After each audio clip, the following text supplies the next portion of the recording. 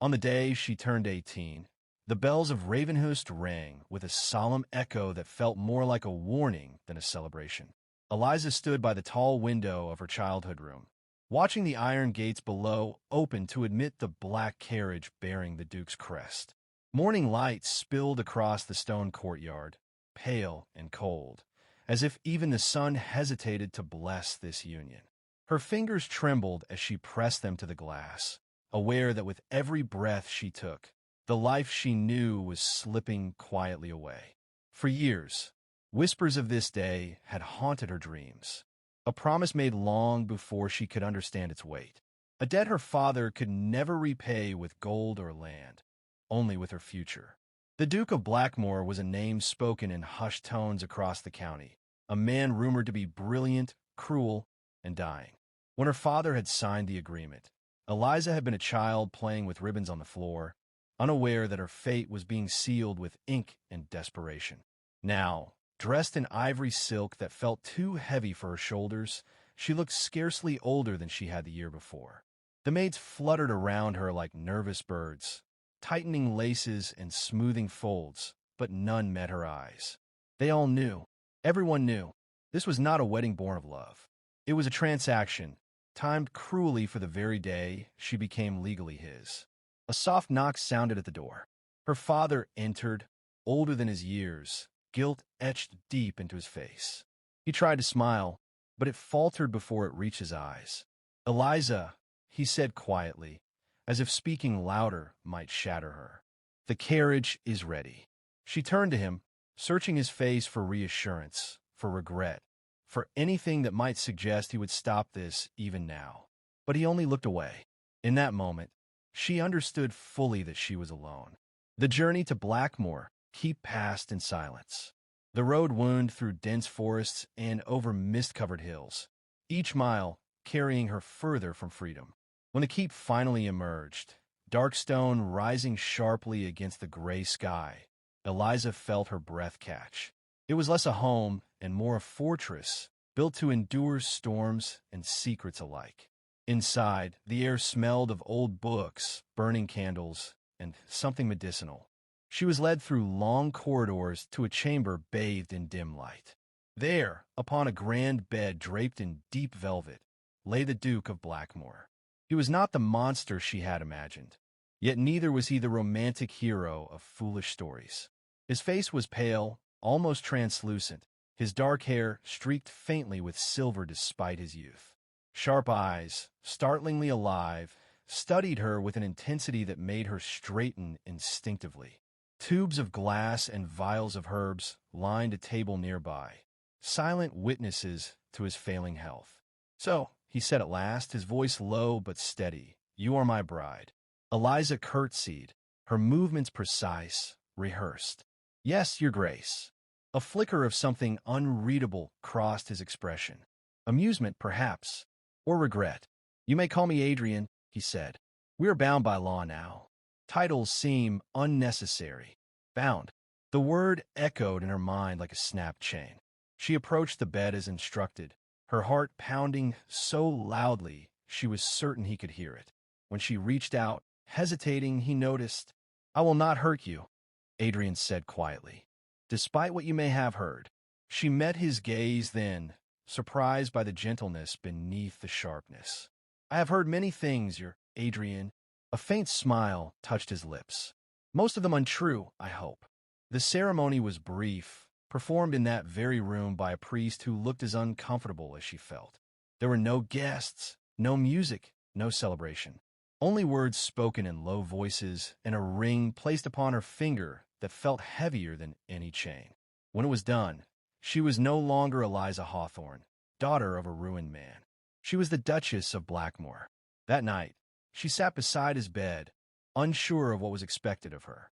The servants had withdrawn, leaving them alone in the vast chamber. Candlelight flickered across the walls, casting long shadows that danced like restless spirits. "You need not stay," Adrian said, noticing her rigid posture. "I am not accustomed to company." She shook her head. "I am your wife. It is my duty." He studied her for a long moment. "Duty," he repeated softly. "Yes, That seems to be the foundation of our marriage. Silence settled between them, heavy but not hostile. Eliza watched him breathe, shallow but steady, and felt an unexpected tug of curiosity. This man, feared by so many, lay fragile before her, tethered to life by medicine and will alone. "Why me?" she asked before she could stop herself. His eyes closed briefly, as if the question cost him something. "Because you were promised, and because time is a luxury I do not possess." She understood then that this marriage was not meant to last. She was a solution to a problem, a means to secure an heir, a legacy before death claimed him. The realization should have filled her with relief, yet instead, it stirred a quiet ache she could not name. As the candles burned low, Eliza remained at his side, listening to the slow rhythm of his breath. Outside, the wind howled against the stone walls of Blackmore Keep, sealing her inside a destiny she had not chosen. She did not yet know that this night, born of obligation and fear, was only the beginning of a story far more dangerous and far more tender than she could ever have imagined. Morning at Blackmore Keep arrived without warmth. Gray light seeped through the tall windows, touching the stone walls but offering no comfort.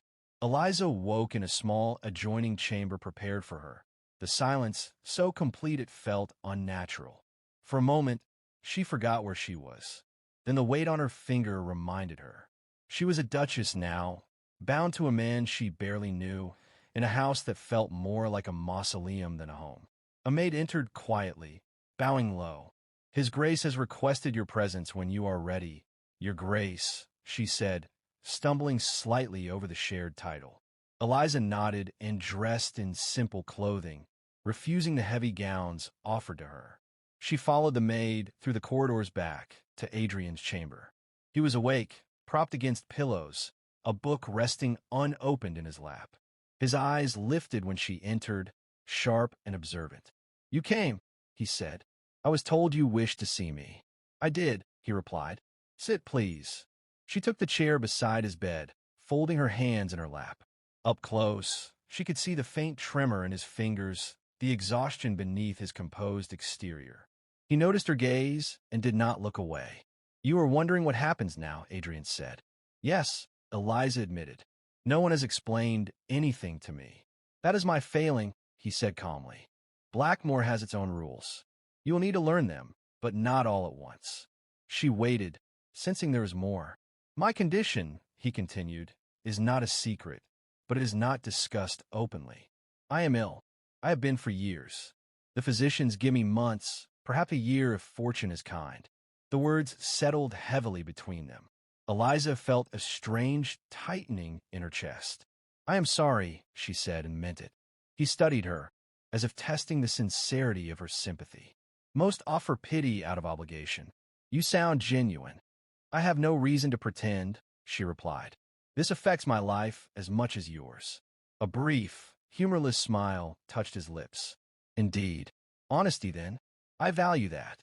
Days passed slowly.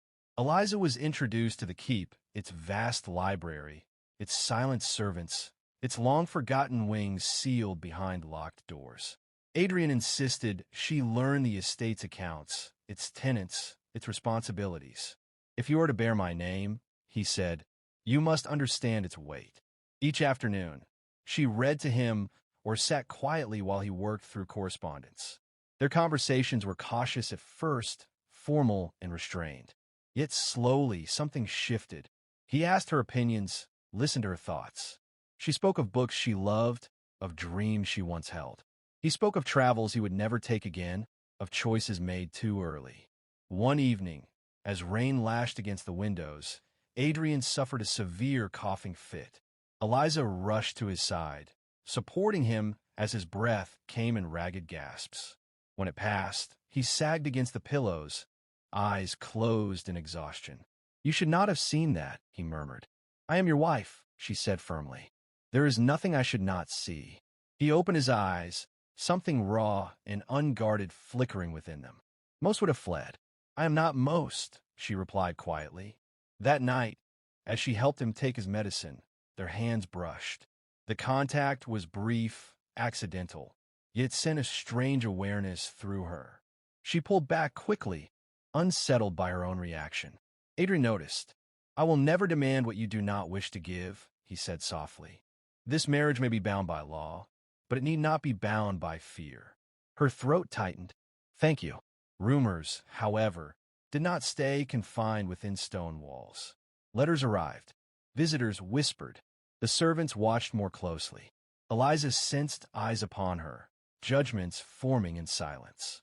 A young bride, barely 18, married to a dying duke. Some pitied her. Others envied her position. Few cared about her heart. One afternoon, she overheard two maids speaking in low tones. "They say he married her only to secure his line," one whispered. "That once an heir is born, she will be discarded." Eliza retreated before they could see her, the words cutting deeper than she expected. That evening, she confronted Adrian, her voice trembling despite her resolve. "Is it true," she asked, "that I am here only to give you an heir?" He looked at her for a long moment, then sighed. "That was the intention when the contract was signed," he said honestly. "But intentions change." "Have yours?" she asked. "Yes," he said without hesitation, "because you're not a thing to be used. You are a person, and I find myself respecting you." Respect. It was not love, but it was something real. As weeks turned into months, an unexpected bond formed between them. She became his strength. He became her anchor. Yet beneath it all, the shadow of time loomed. Every cough, every sleepless night reminded her that this fragile peace could shatter at any moment. One night, as she sat beside him watching the fire burn low, Adrian spoke words that changed everything. "If I recover," he said quietly, "this marriage will become something very different." Eliza looked at him, heart pounding. "And if you do not, then you'll be free," he replied. "Free from me. Free from Blackmore." She realized then that the true danger was not his death, but her growing fear of losing him. Winter arrived early at Blackmore Keep, wrapping the land in frost and silence. Snow gathered along the stone battlements and weighed heavily on the dark branches of the surrounding forest. Eliza stood at the window of the library, watching the white world form beyond the glass, feeling as though the season mirrored the stillness growing inside her. Each day, Adrian seemed a little thinner, a little more fragile, though his mind remained sharp, his presence commanding. The physicians came more often now. They spoke in careful tones, their expressions guarded. Eliza listened from the corner of the room, hands clenched together, understanding more from what they did not say than from what they did. Time was slipping away, grain by grain. Yet Adrian refused to surrender to despair. "If my body insists on failing," he told her one evening, "then my mind will simply have to work harder." She smiled at that, though her eyes betrayed her worry. "You are stubborn." "Exceptionally," he replied. "It is one of my more charming qualities." Their days settled into a rhythm. Mornings spent reviewing estate matters together, afternoons reading or walking slowly through the inner gardens when his strength allowed. Evenings by the fire, where conversation flowed more easily than either had expected. Eliza found herself laughing, truly laughing, something she had not done in years. One evening, as snow fell heavily outside, Adrian asked her a question she had long avoided. "Were you in love once?" he asked, his voice casual but his eyes attentive. Eliza hesitated. "No," she said finally. "I thought I might be, but I was young, and it faded as quickly as it came." "Do you regret it?" he asked. She considered the question. "I regret not having the choice," she said softly. He nodded, understanding more than she had said. "Neither did I," he admitted. "My life has been a series of obligations. Titles. Expectations. Even this illness feels like a duty I must endure with dignity." She looked at him then, really looked at him, and felt a strange warmth spread through her chest. "You are more than your duty," she said. He studied her, something unreadable passing through his eyes. "You make it dangerously easy to forget that." As the weeks passed, Eliza noticed subtle changes in herself. She worried constantly about his health. She memorized the sound of his breathing, the pattern of his steps. When he slept, she found herself watching him, silently urging him to stay. The thought of a life without him, once comforting, now felt unbearable. One night, a storm tore through the countryside, thunder shaking the keep's ancient walls. Adrian woke, gasping for breath, pain etched across his face. Eliza rang for help, supporting him as best she could while the physicians were summoned. The hours that followed blurred together in fear and exhaustion. When dawn finally broke, pale and uncertain, Adrian was alive but weaker than ever. The physician pulled Eliza aside, his voice low. "You must prepare yourself," he said gently. "There is little more we can do." She returned to Adrian's bedside, her composure cracking. He opened his eyes when she took his hand, his grip weak but deliberate. "You stayed," he whispered. "I will always stay," she said, tears slipping free despite her efforts. He lifted his hand, brushing her cheek with surprising tenderness. "Do not bind your life to mine out of pity," he said. "Promise me that." She shook her head. "This is not pity," she said, her voice breaking. "This is choice." The word seemed to strike him deeply.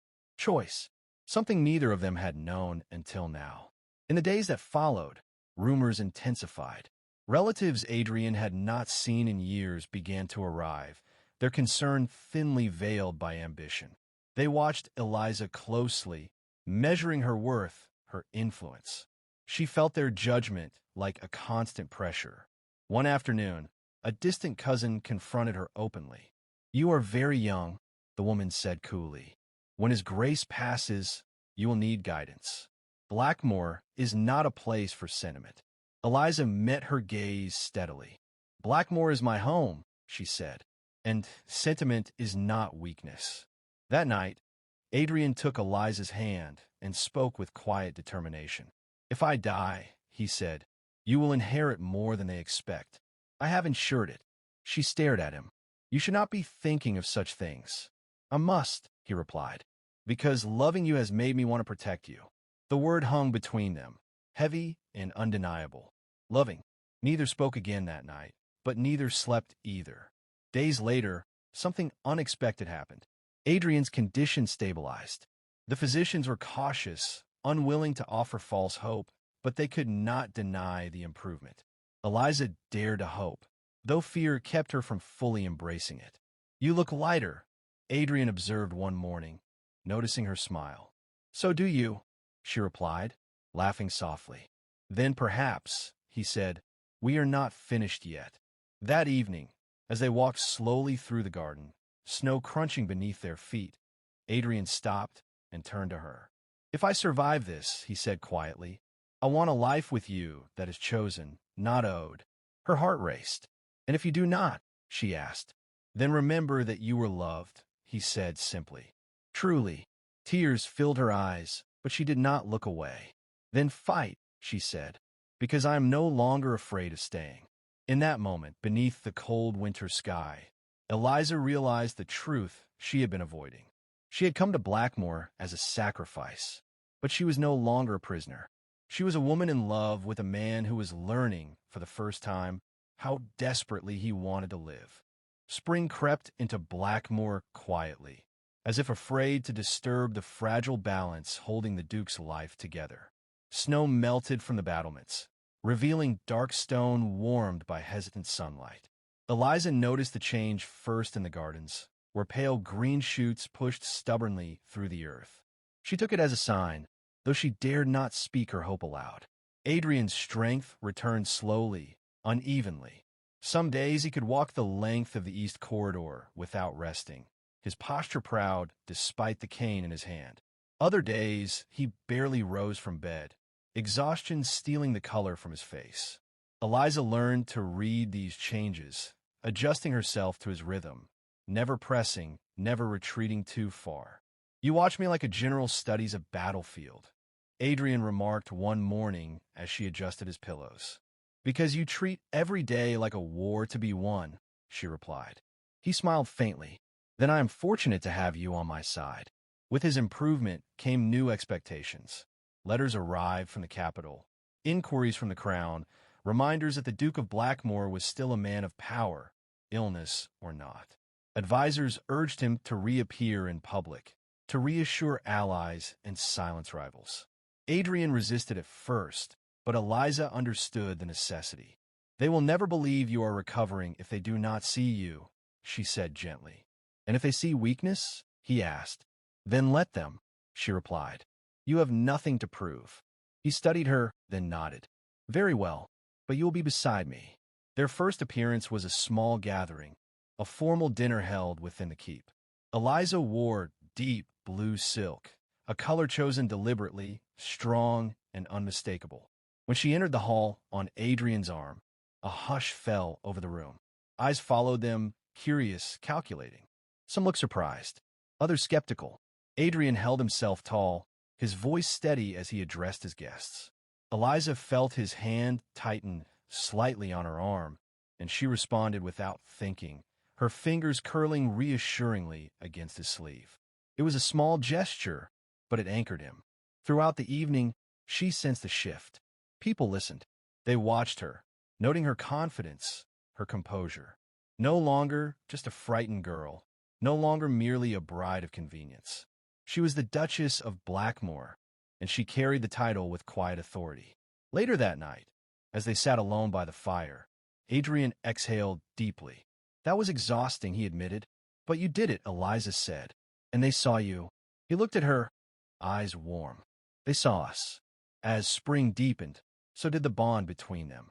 Their conversations grew more intimate, no longer circling around duty or illness, but drifting into hopes and fears neither had ever voiced aloud. Eliza spoke of the life she might have had, of children she once imagined, of places she wished to see. Adrian listened, his expression thoughtful, sometimes shadowed by regret. "I robbed you of your youth," he said one evening. "You gave me a voice," she replied. "I had none before." The honesty between them became both comfort and danger. The closer they grew, the more Eliza feared what might still be taken from her. Each cough, each sleepless night reignited the terror she carried quietly within. That fear proved justified when Adrian collapsed one afternoon during a walk in the gardens. Eliza was at his side instantly, calling for help as his body went slack against hers. Panic surged through her, sharp and suffocating. He survived, but the incident shattered the illusion of stability they had been clinging to. The physicians returned to grim expressions, cautioning against further exertion. Adrian accepted their words with visible frustration. "I'm not finished," he told Eliza later, his voice tight with anger. "I refuse to fade quietly." She knelt beside him, taking his hands. "Then do not fade," she said. "But do not destroy yourself either." He looked down at their joined hands, his grip tightening. "You have become my reason," he said quietly. "That terrifies me." "It terrifies me too," she admitted. "But I would not give it up." As word of his continued weakness spread, pressure mounted from his family. A council was called, thinly disguised as concern. They questioned Eliza's influence, her judgment, her intentions. She faced them calmly, refusing to be diminished. "My husband's health is not a weapon to be used against him," she said firmly, "nor against me." When Adrian learned of the meeting, anger flared in his eyes. "They think you are the weak link," he said. "Then let them," she replied. "They underestimate me." That night, Adrian made a decision. He summoned his solicitor and revised his will, strengthening Eliza's position, securing her authority regardless of what the future held. When he told her, she protested fiercely. "You speak as though you are leaving," she said. "I speak as though I love you," he replied. "And love plans for every outcome." The words silenced her. Love, spoken without hesitation, without fear. She felt tears rise, but did not look away. "I love you too," she said, the truth finally unburdened. He reached for her, pulling her close, resting his forehead against hers. For a moment, the world beyond the keep ceased to exist. There was no illness, no obligation, no time pressing down upon them. Only two people who had found something precious in the unlikeliest of circumstances. But fate, patient and unyielding, was not finished with them yet. As spring gave way to summer, a letter arrived bearing the royal seal, its contents ominous and unavoidable. Adrian read it in silence, then handed it to Eliza. "They are summoning me," he said quietly. "To court." Eliza felt a chill despite the warmth of the room. Court meant scrutiny, politics, danger. And for a man still hovering between life and death, it meant everything could be lost in a single misstep. "When?" she asked. "Immediately," he replied. She took a steadying breath. "Then we go together." He looked at her, surprised, then smiled with fierce pride. "Yes," he said, "together." As preparations began, Eliza sensed that the next chapter of their lives would test them more than illness ever had. Love had given them strength, but the world beyond Blackmore would demand proof of it. The journey to court was longer and more punishing than Eliza had feared. Each mile away from Blackmore felt like a step into enemy territory. The carriage rocked over uneven roads, and Adrian's face grew pale despite his attempts to hide the strain. Eliza sat close to him, her hand never leaving his, silently counting each breath he took. "You should not worry so," Adrian murmured, noticing her tension. "I have faced sharper battles than this." "Not with your life at stake," she replied. He gave a faint smile. "My life has always been at stake." When the spires of the Capitol finally appeared, rising above the haze, Eliza felt a tightening in her chest. Court was alive with whispers and ambition, a place where weakness was devoured without mercy. As they entered the palace, she sensed eyes upon them instantly, some curious, some hostile, some calculating. Adrian walked slowly, but with unmistakable authority. Eliza matched his pace, her posture steady, her expression composed. She felt the weight of her role more keenly than ever. Here, she was not merely a wife or a companion. She was a shield. The audience with the council was held in a vast chamber of marble and gold. Adrian stood before them, leaning lightly on his cane. Eliza remained at his side, aware that every movement was being judged. "Your Grace," one counselor began, "concern has been expressed regarding your ability to fulfill your duties." Adrian's gaze was cold and unwavering. "Concern or opportunity?" he asked calmly. A murmur rippled through the chamber. Eliza felt a flicker of pride. Another voice rose, sharper. "Your marriage was arranged under unusual circumstances. Some question the influence your duchess holds over you." Before Adrian could respond, Eliza stepped forward. The room stilled. "My influence," she said evenly, "is limited to ensuring my husband remains alive. If that is considered dangerous, then perhaps the problem lies not with me, but with those who benefit from his absence." Silence followed, then a soft sound of approval from somewhere in the crowd. The king himself entered shortly after, his presence commanding immediate attention. He studied Adrian with a measuring gaze. "You look better than reports suggested," he said. "Reports thrive on exaggeration," Adrian replied. The king's eyes shifted to Eliza. "And you must be the young duchess," he said. "You stand firmly beside him." "I have no other place," she answered simply. The king smiled faintly. "That is rare." Despite the tension, the meeting ended without disaster. Adrian retained his titles and authority, though not without warning. "Prove your strength," the king had said, "or prepare to be replaced." That night, in their chambers at the palace, Adrian collapsed into a chair, exhaustion overtaking him. Eliza knelt before him, removing his boots, her movements gentle but efficient. "You were extraordinary today," he said quietly. "So were you," she replied. "But this place is dangerous for you." "For us," he corrected. Their stay at court stretched into weeks. Adrian was drawn into negotiations and appearances that drained him.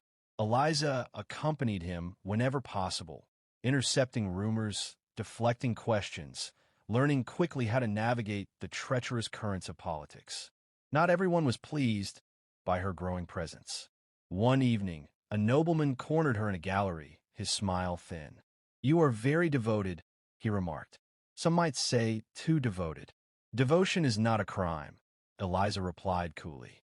"No," he said, "but ambition often disguises itself as love." She met his gaze without flinching.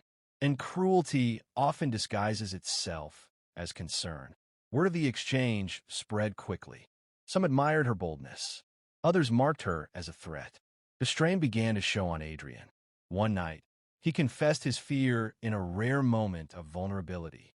"If I fail here," he said, voice low, "they will tear you apart to get to me." She cupped his face gently. "Then do not fail," she said. "And if you do, they will face me." He laughed softly. "You are terrifying." "I learned from the best," she replied. Yet even as they fought together, a shadow loomed. A private physician approached Eliza one afternoon, his expression grave. "His Grace's condition is worsening," he said quietly. "The stress is accelerating the damage." Eliza felt the floor tilt beneath her. "What are you saying?" "I am saying," he replied, "that court may kill him faster than illness ever could." That night, she confronted Adrian, her voice shaking with restrained fear. "We must leave," she said. "This is destroying you." He looked torn, pride and exhaustion warring within him. "If I leave now, they will see it as defeat. And if you stay, there may be no you left to defeat," she said fiercely. The argument stretched late into the night, raw and painful. In the end, Adrian's strength gave out before his pride did. He slumped against her, breathing shallow, his body betraying him. "Take me home," he whispered. Relief and terror crashed over her simultaneously. She held him close, her resolve hardening. "I will," she promised, "no matter what it costs." Their departure was quiet, almost secretive. As the carriage rolled away from the palace, Eliza looked back only once. She knew enemies had been made. She knew the court would not forget her defiance. But as Adrian's head rested against her shoulder, his breathing slowly steadying, she knew one truth above all else. Power meant nothing if it cost the life of the man she loved, and she would burn every bridge behind her to keep him alive. The road back to Blackmoor felt different from the one that had brought them to court. The forests seemed darker, the skies heavier, as though the land itself sensed the danger trailing behind them. Adrian slept fitfully through most of the journey, his body weakened by weeks of strain. Eliza remained awake, watching him, listening to every breath, fearing the silence between them more than any sound. When the towers of Blackmoor Keep finally appeared, relief washed over her so strongly that her hands shook. Servants rushed to meet them, alarm clear on their faces as they helped Adrian inside. The physicians were summoned immediately, their expressions grim but focused. "He must rest," the senior physician said firmly. "No letters, no visitors, no decisions." Adrian gave a weak, humorless smile. "So I am to be imprisoned in my own home." "You are to be saved," Eliza replied, her voice leaving no room for argument. 4 days, Adrian drifted between sleep and waking. Fever came and went like an uninvited guest, leaving him pale and exhausted. Eliza barely left his side, eating little, sleeping less. She learned the rhythm of care, the quiet language of medicine, the patience required to wait without answers. One night, Adrian woke suddenly, disoriented and afraid. He reached for her hand, gripping it tightly. "Do not let them take you," he whispered. She leaned close, pressing her forehead to his. "No one is taking me anywhere," she said. "I am here." His eyes searched hers, unfocused but desperate. "I am sorry," he murmured, "for binding you to this." Tears burned behind her eyes. "You did not bind me," she said. "I stayed." The fever broke 2 days later. The physicians were cautious but relieved. Adrian's strength did not return immediately, but the danger had passed, at least for now. Eliza allowed herself a single moment of quiet gratitude before reality returned. With Adrian confined to his chambers, responsibility shifted to her. The estate did not pause for illness. Tenants needed decisions. Accounts needed review. Letters from court arrived, thinly veiled threats disguised as concern. Eliza answered them with careful politeness, revealing nothing, conceding nothing. Some within Blackmoor questioned her authority. A senior steward challenged her openly. "These matters require the Duke," he said stiffly, "not his wife." Eliza met his gaze steadily. The Duke entrusted me with his authority, she replied. If you doubt that, you may wait until he recovers, or you may leave. The steward hesitated, then bowed. Word spread quickly. The young Duchess was not as fragile as she appeared. As weeks passed, Adrian slowly regained strength. He watched from his bed as Eliza managed the household with calm efficiency. Pride softened his expression, mixed with something deeper. "You are ruling Blackmore better than I ever did," he said one afternoon. She smiled faintly. "I learned from watching you." "You learned from surviving," he corrected. Despite the improvement, danger lingered. One evening, Eliza intercepted a letter addressed to Adrian, sealed with a crest she recognized from court. Against her better judgment, she read it. The message was brief but chilling. Pressure would not stop. If Adrian could not be controlled, he would be removed. That night, she sat beside Adrian, her resolve hardening. "They will not leave us alone," she said quietly. "I know," he replied, "and I fear what they may attempt next." "Then we must be ready," she said. He took her hand, his grip stronger now. "You should be afraid," he said softly. "This world is cruel to those who stand in its way." "I was afraid when I arrived here," she replied. "I'm not anymore." Spring deepened into early summer. Adrian began walking the corridors again, slowly, deliberately. Each step was a victory. Together, they planned quietly, strengthening alliances, securing loyalties within Blackmore and beyond. Eliza proved herself not just a protector, but a strategist. One evening, as they watched the sun set over the hills, Adrian spoke words heavy with meaning. "If they move against us," he said, "they will come for you first." Eliza did not hesitate. "Then they will learn," she replied, "that loving you has made me dangerous." He laughed softly, admiration clear in his eyes. "You were never meant to be a sacrifice," he said. "You were meant to be my equal." As night fell, a rider arrived at the gates, carrying urgent news from the capital. Eliza read the message by candlelight, her expression tightening. "They are forming a regency council," she said, "to rule in your stead." Adrian closed his eyes briefly, then opened them with quiet resolve. "Then the real battle begins," he said. Eliza folded the letter carefully.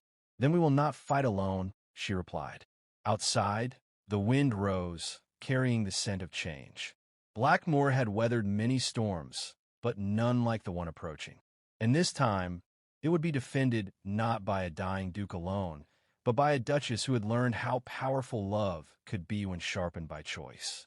The formation of the Regency Council was announced publicly within days, cloaked in language of duty and stability.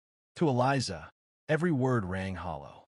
It was a calculated move, a declaration that Adrian was no longer trusted to rule his own lands.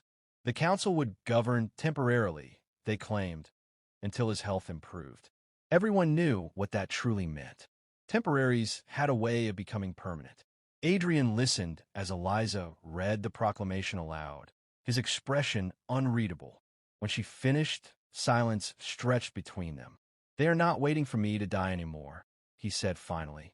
"They are planning for it." Eliza folded the parchment carefully. "Then we deny them the opportunity." He looked at her, searching her face. "This will not be a polite contest. They will use law, rumor, and force if needed. Then we answer with truth, loyalty, and preparation," she replied. "Blackmore stand with you. I have made sure of that." It was not bravado. Over the past weeks, Eliza had spoken quietly with stewards, tenants, minor lords bound by old oaths. She had listened more than she spoke, learned where fear lived and where loyalty slept waiting to be woken. Blackmore was not just stone and land. It was people, and people remembered who protected them. The council sent its first envoys a week later. 3 men arrived in fine cloaks, their smiles thin and their eyes sharp. They demanded access to the Duke, citing royal authority. Eliza received them in the great hall, standing beneath the Blackmore banners. "His Grace is recovering," she said calmly. "He is not absent, nor is he incompetent." "That is for the council to decide," one envoy replied. "No," Eliza said evenly. "That is for the crown. And until the crown declares otherwise, Blackmore remains under its duke." The envoys left empty-handed, but Eliza knew it was only the beginning. That night, Adrian struggled with the consequences of defiance. "If they brand me unfit," he said quietly, "they can strip me of everything. Even you." Eliza knelt before him, taking his hands. "They will not," she said, "because you are not alone, and I will not allow them to decide our fate without a fight." He watched her for a long moment. "You were meant to save my legacy," he said softly. "Instead, you became it." The next move came swiftly. Rumors spread through the countryside, carefully planted stories of a manipulative young duchess controlling a weakened duke. Some claimed she poisoned him. Others whispered she held him hostage within his own keep. The lies were absurd, but dangerous all the same. Eliza heard them without flinching. "Let them speak," she told Adrian. "Truth endures longer than scandal." Yet the strain took its toll. One evening, Adrian collapsed again, not from fever, but from exhaustion and rage held too long. Eliza held him as his breath steadied, fear clawing at her composure. "This is what they want," he gasped, "to break me slowly." She kissed his forehead, her voice firm. "Then we stop reacting. We act." Her plan was bold, bordering on reckless. Adrian would make a public appearance, not at court, but at Blackmore itself. A gathering of tenants, minor lords, and clergy. Witnesses who could not be silenced easily. He would speak for himself. The physicians objected. The advisors warned against it. Adrian hesitated only briefly before agreeing. "If I am to fall," he said, "I will fall standing." The day of the gathering dawned clear and cool. Blackmore's courtyard filled with people, their faces anxious but hopeful. Eliza stood beside Adrian as he stepped onto the raised platform, his cane steady in his grip. He spoke without notes, his voice carrying across the stone. He spoke of duty, of endurance, of a duke's responsibility not just to power, but to people. He acknowledged his illness without shame, refusing to hide it or let it define him. "I'm still here," he said, "and as long as I draw breath, Blackmore will not be ruled by shadows." The response was immediate. Cheers rose, raw and fierce. Eliza felt tears sting her eyes as she watched loyalty ignite like flame across the crowd. The council's reply was swift and cruel. A formal charge arrived 3 days later, accusing Adrian of incapacity and Eliza of unlawful interference. A summons followed. They were to present themselves before the crown within a month. This time, fear did not take Eliza by surprise. She had expected it. "We go," Adrian said. "We go prepared," she corrected. In the weeks that followed, evidence was gathered. Letters, testimonies, records of Adrian's decisions and Eliza's stewardship. Allies stepped forward, some openly, some in secret. The council underestimated how deeply Blackmore's roots ran. On the eve of their departure, Adrian stood with Eliza on the battlements, the wind pulling at their cloaks. "If this ends badly," he said, "you must leave. Promise me that." She turned to him, her eyes fierce. "I will not abandon you to save myself." He cupped her face gently. "That is not bravery. That is destruction."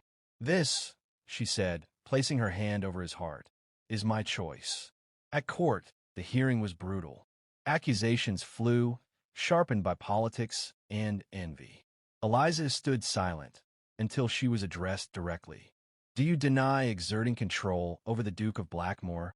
a counselor demanded. "I deny controlling him," she replied clearly. "I defend him. There is a difference." Witnesses spoke, some hostile, many supportive. Adrian answered every question himself, refusing assistance, his resolve unbroken. When the king finally spoke, the chamber fell silent. He looked at Adrian, then at Eliza. "You stand together," he observed. "That alone unsettles those who prefer division." The verdict was not immediate. They were dismissed to wait. Days passed in agonizing uncertainty. Then at last judgment came. Adrian would retain his title. The council would dissolve. Blackmore would govern itself. The victory was not complete, but it was real. That night, as they prepared to leave the capital, Adrian sank into a chair, exhaustion overtaking him. Eliza knelt beside him, relief and love mingling painfully in her chest. "You did it," she whispered. "We did it," he corrected. As the carriage carried them back toward Blackmore, Eliza knew the battle had changed them both. They were no longer victims of obligation or illness or politics. They were partners, bound not by contract, but by choice sharpened into strength. And for the first time since she had crossed the gates of Blackmore, Eliza allowed herself to believe that the future might belong to them after all. Returning to Blackmore after the ruling felt like stepping into a breath the world had been holding. The gates opened wide, the banners lifted high, and the people gathered not out of fear or curiosity, but welcome. Eliza watched their faces as the carriage rolled through the courtyard. There was relief there, gratitude, hope. She realized then how deeply their struggle had been felt beyond the walls of the keep. Adrian did not speak as he was helped down from the carriage. He simply stood, steadying himself, and inclined his head to the crowd. The response was immediate and unrestrained. Cheers echoed against the stone, raw and sincere.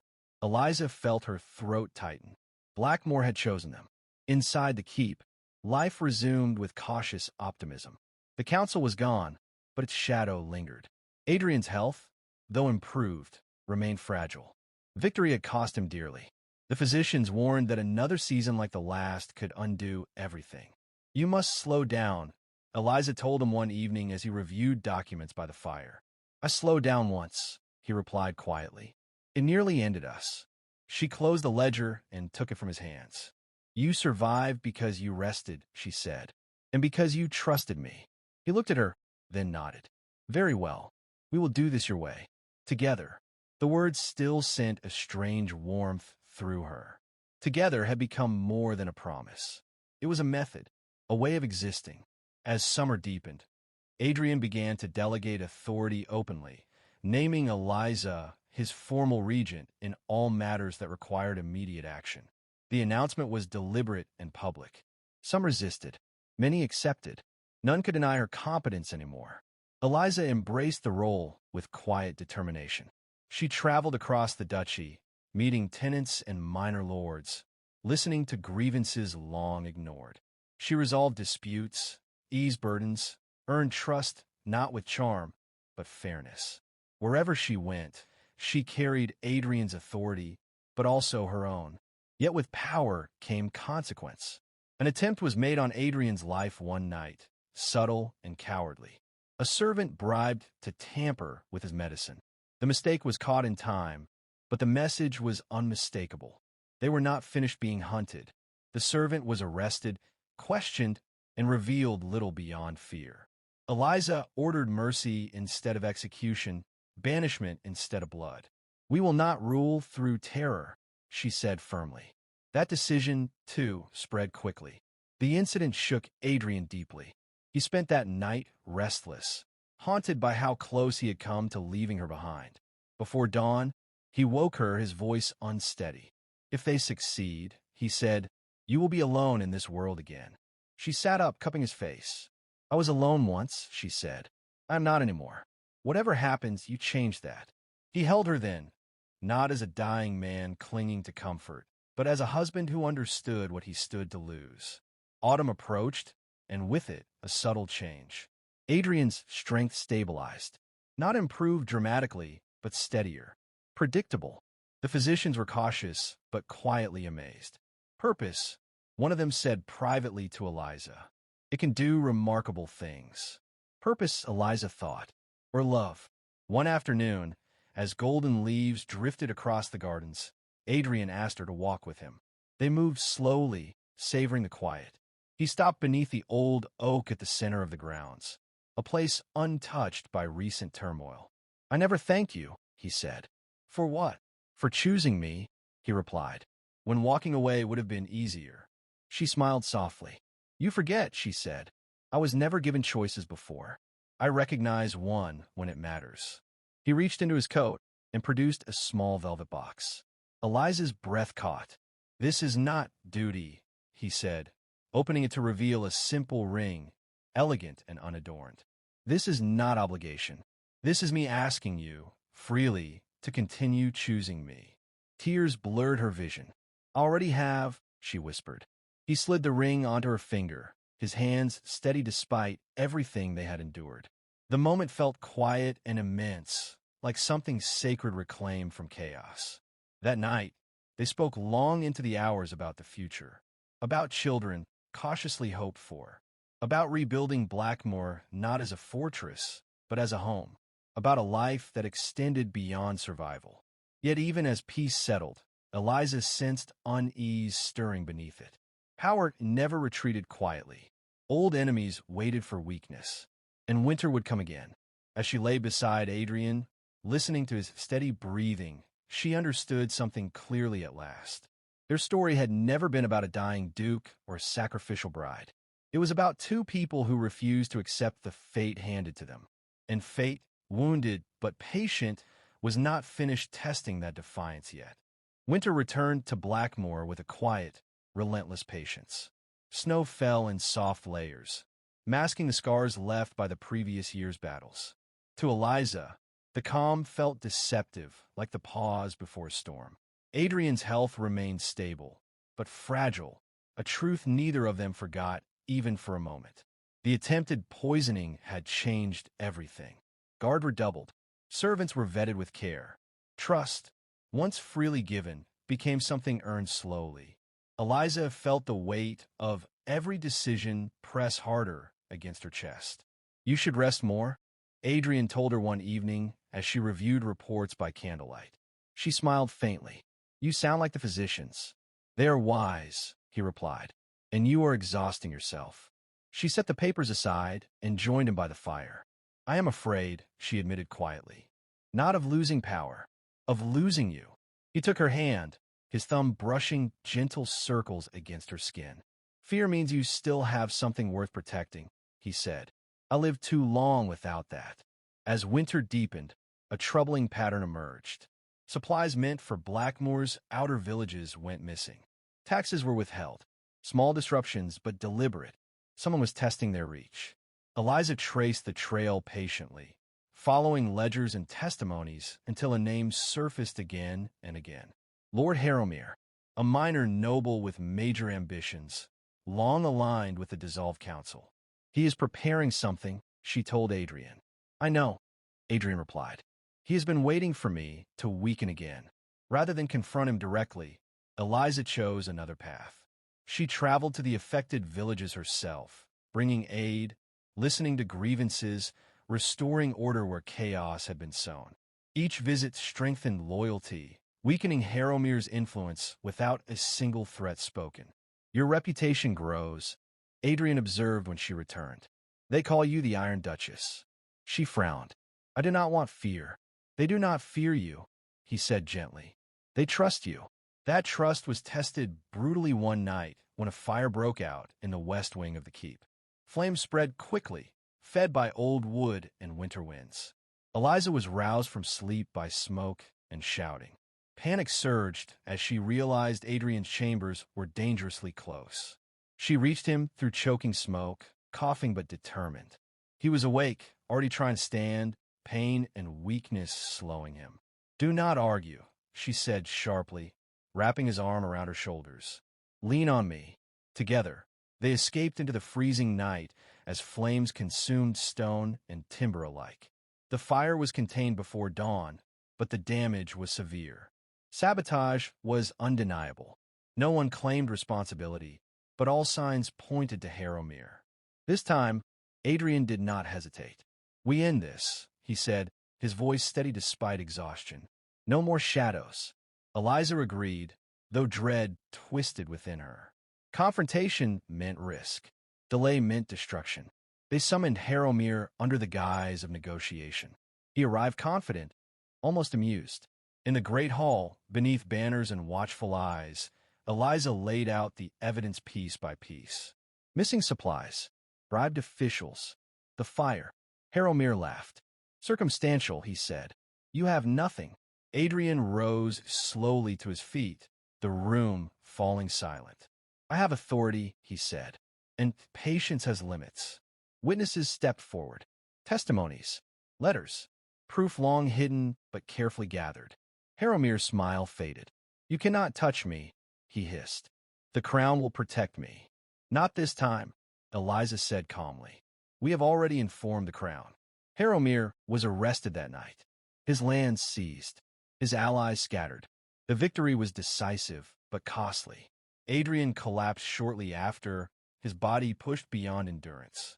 Days passed in fearful waiting as he hovered once again between life and death. Eliza refused to leave his side. She spoke to him even when he did not respond, anchoring herself to the belief that he could hear her. "Do not leave me now," she whispered one night, her voice breaking. "We are not finished." When he finally woke, weak but alive, relief nearly brought her to her knees. He squeezed her hand, eyes full of unspoken gratitude. "You saved us," he murmured. "We saved each other," she replied. Spring followed winter once more, slower but kinder. Repairs began. Life resumed. Blackmore healed, scarred but standing. One evening, as they watched the sun sink behind the hills, Adrian spoke quietly. "If my time comes sooner than we hope," he said, "I am no longer afraid." Eliza's throat tightened. "Do not speak of leaving." "I speak of living," he corrected. "Whatever time I have, it is full. Because of you." She leaned against him, her head resting on his shoulder, and understood a truth deeper than fear. Love had not cured him. It had not erased danger or pain, but it had given meaning to every breath he took. And that, she realized, was a kind of victory no enemy could ever steal. Dawn broke over Blackmore with a softness Eliza had not felt in years. The keep stood scarred but resolute, much like the man beside her. Adrian's recovery after the confrontation with Haromir was slow, yet unmistakably different from before. This time, there was no sense of fighting the inevitable, only a quiet determination to live whatever days remained with intention. The physicians were cautiously hopeful. "His body has learned how to endure," one said.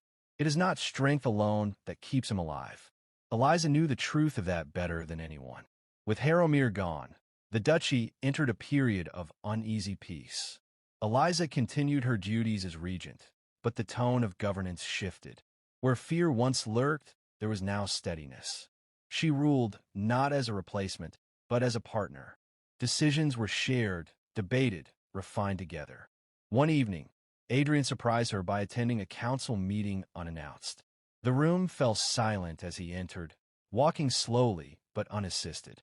Eliza rose instinctively, but he stopped her with a small gesture. "I'm not here to reclaim," he said calmly. "I am here to affirm." He turned to the assembled council. "The Duchess of Blackmore speaks with my voice and my authority. This is not temporary." No one objected. Later that night, alone by the fire, Eliza faced him. "You did not need to do that," she said. "Yes, I did," he replied, "because I will not have history pretend you were a caretaker who waited for me to die." Her breath caught at the raw honesty of his words. As the months passed, Blackmore changed. Trade improved. The outer villages flourished under fairer laws. Eliza traveled less now, trusting the system she had built. Adrian focused on mentoring young stewards, ensuring continuity beyond his lifetime. One such evening, he spoke a thought he had long carried. "If we are given no more time than this," he said quietly, "I want there to be something that outlives us." Eliza understood immediately. "An academy," she said, "for medicine, governance, ethics." He smiled. "Exactly." They began planning it together, investing funds, inviting scholars, laying foundations. The idea spread quickly, drawing interest far beyond the duchy.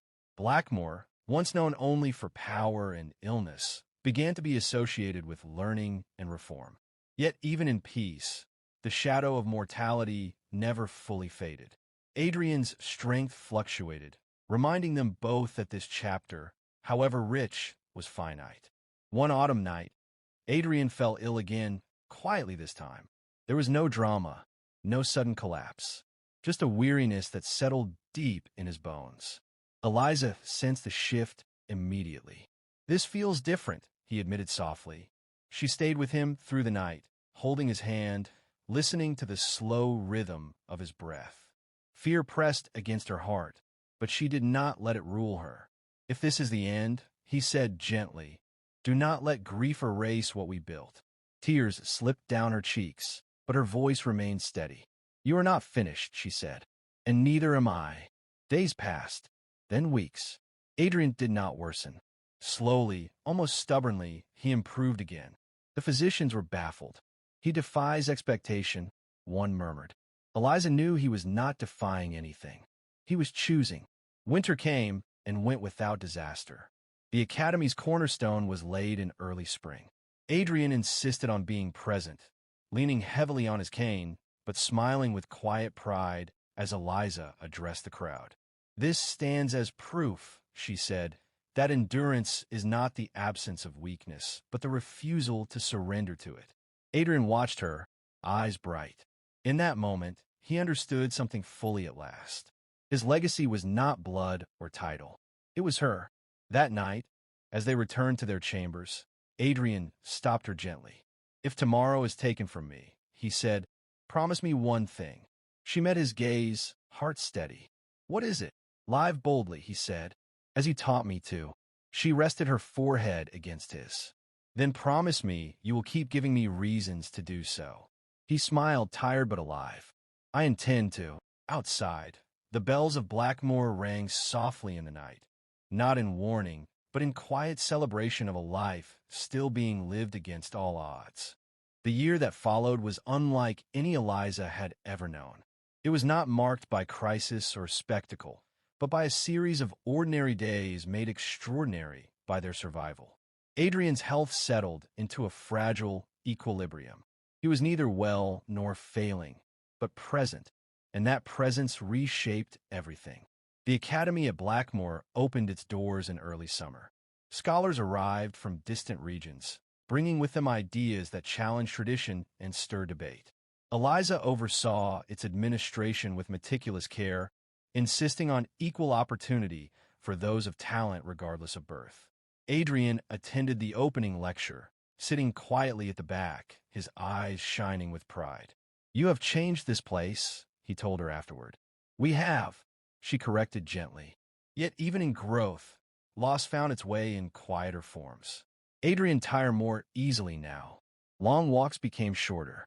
Evenings by the fire replaced journeys through the gardens. Eliza adapted without complaint, though each concession felt like a small surrender to time.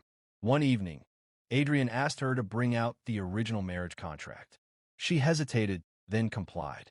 The parchment was yellowed, the ink faded but legible, a reminder of a promise made without love. He studied it for a long time. This paper defined us once, he said softly. It is not anymore. He took a knife and, with careful precision, cut the seal in two. Eliza gasped, instinctively reaching for his hand. I will not have our story remembered as an obligation, he said. Let history struggle to understand us. Tears slipped freely down her face, but she smiled through them. Then let it, she whispered. As autumn returned, Adrian began setting his affairs in final order, not with urgency, but peace. He wrote letters meant for a future he might not see. He met privately with stewards and scholars, passing on wisdom without ceremony.